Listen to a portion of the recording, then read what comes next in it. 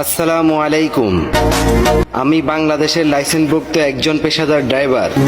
আমি বাংলাদেশের নাগরিক হিসাবে সবার মতো কথা বলার অধিকার রয়েছে আমার। মহাসড়ক আইন পরিচালনা কমিটির সদস্য বিন্দুদেরকে এবং ডক্টর ইউনূস স্যার পর্যন্ত আমার এই বার্তা পৌঁছাতে চাই। ইঞ্জিন চালিত মোটর গাড়ি ছাড়াও আরো একাধিক বাহন আছে।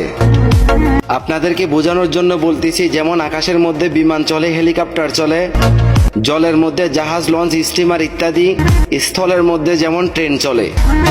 আমি জানতে চাই, একজন বিমান চালকের হাতে যখন দুর্ঘটনা ঘটে, সেখানে বিমান ক্র্যাশ হয়ে যখন শতাধিক মানুষ মারা যায়, তখন তো কেউ কখনো বিমান চালককে দোষী করে নাই, তাকে ঘাতক বলে নাই, এবং কি লক্ষ্য করবেন, তার নামে কিন্তু কোনো মামলাও হয় নাই, জাস্ট একটা দুর্ঘটনা। একজন রেলওয়ে ড্রাইভার যখন রেল চালানোর সময় পিছনের বগিগুলো ছিটকে পড়ে যায়, দুর্ঘটনা ঘটে, শতাধিক মানুষ যখন ওখানে মারা যায়, তখন ওই রেল চালকের কোনো মামলা হয় না, তাকে কেউ ঘাতক বলে না। এমন হাজারো প্রমাণ আছে আমাদের কাছে, যা বলে বলে কখনো শেষ করা যাবে না।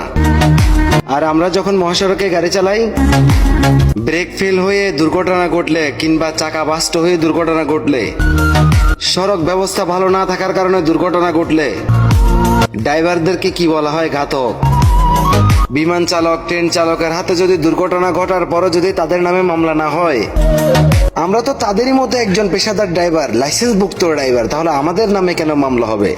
আমি জানতে চাই, আইন যদি সবার জন্য সমান হয়, তাহলে আমাদের জন্য আইন কেন ভিন্ন হয়?